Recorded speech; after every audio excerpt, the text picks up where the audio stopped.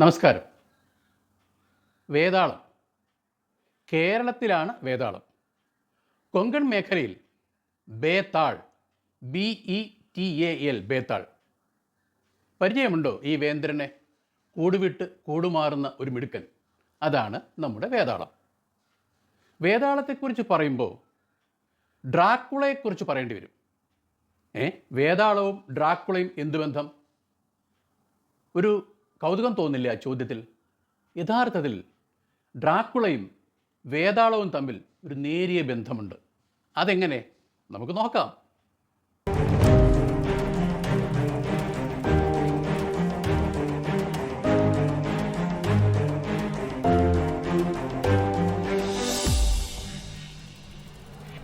വേതാള കഥകൾ പല രൂപത്തിൽ നമ്മൾ പരിചയപ്പെട്ടിട്ടുണ്ട്, വായിച്ചിട്ടുണ്ട്, കേട്ടിട്ടുണ്ട്.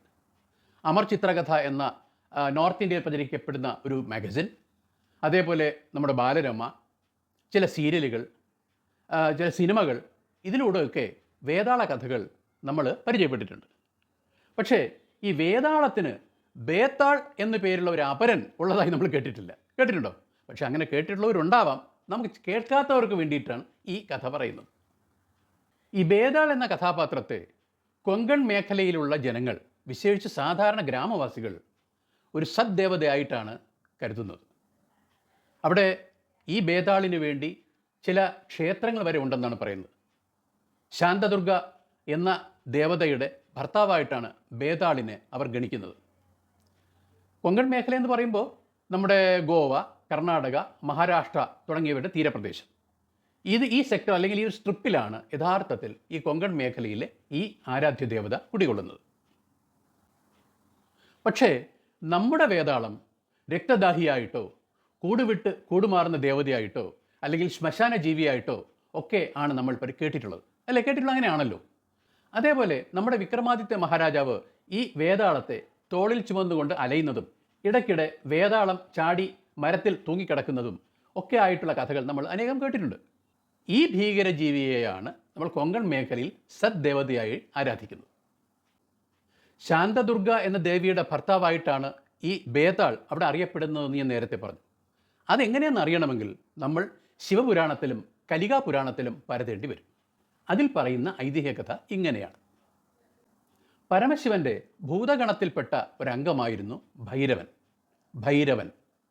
ഈ ഭൈരവൻ്റെ പ്രധാനപ്പെട്ട ജോലി ശിവ പാർവതിമാരുടെ ബെഡ്റൂമിൽ കാവൽ നിൽക്കുക എന്നതാണ്. സത്യസന്ധനാണ്, കൃത്യനിഷ്ഠയിൽ വളരെ ശുഷ്കാന്തി നോക്കുന്ന ഒരു ക്യാരക്ടറാണ്. വിശേഷിച്ച് പരമശിവൻ്റെ വാത്സല്യഭാജനവുമാണ്. വിശ്വസ്തതയുടെ നിറകുടമായിരുന്നു ഭൈരവൻ എന്ന് ഞാൻ നേരത്തെ പറഞ്ഞു. ഏത് പ്രതിസന്ധി ഘട്ടത്തിലും ഇഷ്ടമുള്ള തീരുമാനമെടുക്കാനുള്ള ഒരു ബ്ലാങ്ക് ചെക്ക് പരമശിവൻ ഈ ഭൈരവന് നൽകിയിരുന്നു. ഒരു ദിവസം കിടപ്പുമുറിയുടെ വാതിലിന് പുറത്ത് കാവൽ നിൽക്കുകയായിരുന്നു ഭൈരവൻ. അകത്തു നിന്നും കതക് തുറന്ന് ഇറങ്ങി വന്ന, അത് സാധാരണഗതിയിലല്ല, ഒന്ന് ഓടിച്ചാടി ഇറങ്ങി വന്ന പാർവതി പെട്ടെന്ന് നമ്മുടെ ഭൈരവൻ്റെ മുന്നിൽ പ്രത്യക്ഷപ്പെട്ടു. ഭൈരവൻ ഞൊടിയുടെ മാത്രമേ പാർവതി നോക്കിയുള്ളൂ. ആ സമയത്ത് ഭൈരവന് മനസ്സിലായി പാർവതി അഴിഞ്ഞുലഞ്ഞ ഉടയാടകളുമായിട്ടാണ് തൻ്റെ മുന്നിൽ നിൽക്കുന്നതെന്ന്. പക്ഷേ യാതൊരു പാപചിന്തയോ ദുശ്ചിന്തയോ ഇല്ലാതെ തന്നെ ഭൈരവൻ കണ്ണുകൾ വിഡ്ര ചെയ്ത് നേരെ തലകുനിച്ച് ഭവ്യതയോടുകൂടി നിന്നു. പാർവതിയും അസ്തപ്രജ്ഞയായിപ്പോയി. പെട്ടെന്നാണ് ഭൈരവൻ്റെ മുന്നിൽ ചെന്ന് ചാടിക്കൊടുത്തത്. ജാള്യത മറയ്ക്കാൻ ശ്രമിക്കുന്നതിനിടെ പാർവതി പെട്ടെന്ന് കോപാകുലയാവുകയും ഭൈരവനെ ശപിക്കുകയും ചെയ്തു. ഭൂമിയിൽ വേതാളമായി ജനിക്കട്ടെ എന്നായിരുന്നു ശാപം. അപ്പം ഞാൻ നേരത്തെ പറഞ്ഞു, വളരെ ശുഷ്കാന്തിയോടുകൂടി ജോലി ചെയ്യുന്ന ഭൈരവൻ അനാവശ്യമായി തൻ്റെ മേൽ ഇങ്ങനൊരു ശാപവചനം കേട്ടതോടെ കോപാകുലനായി. അങ്ങനെയാണല്ലോ, സാധു മിരണ്ടാൽ എന്ന് പണ്ടൊരു ചൊല്ലുണ്ട്.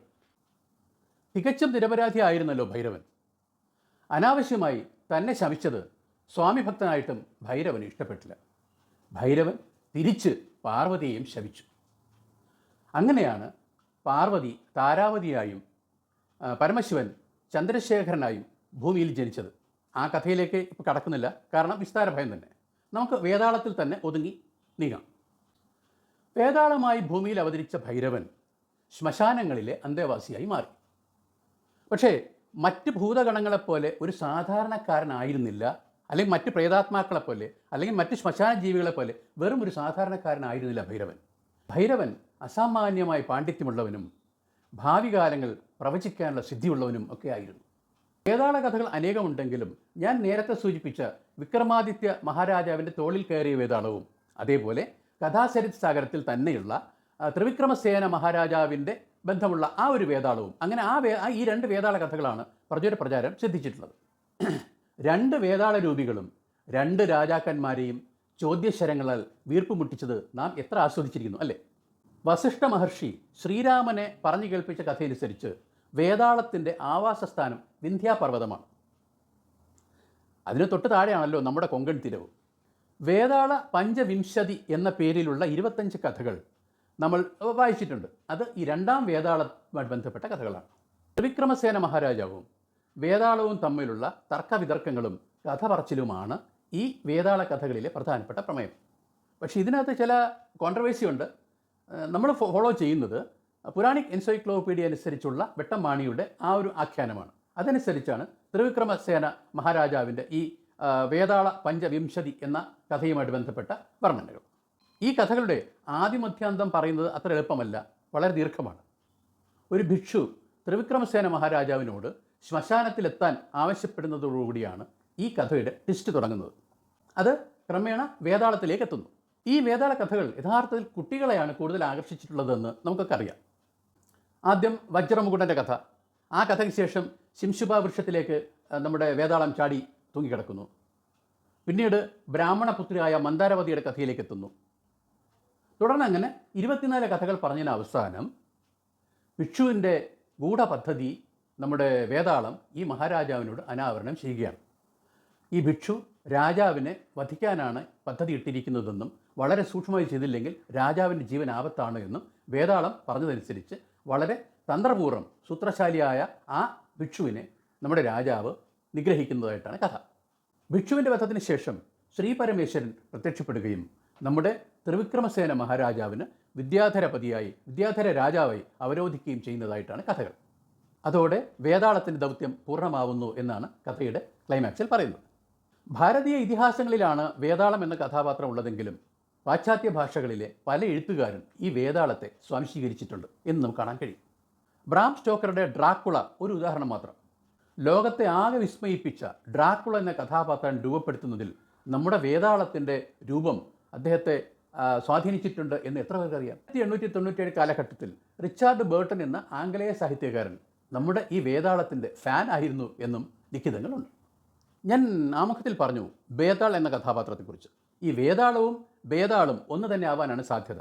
ഗോവ മുതൽ മഹാരാഷ്ട്ര വരെ നീണ്ടു കിടക്കുന്ന കൊങ്കൺ തീരത്തിലെ ഭൂപ്രദേശങ്ങളിലൊക്കെ അവിടുത്തെ നാടോടി കഥകളിലും നാടൻ പാട്ടുകളിലും ഈ ബേതാൾ നിറഞ്ഞു നിൽപ്പുണ്ട്.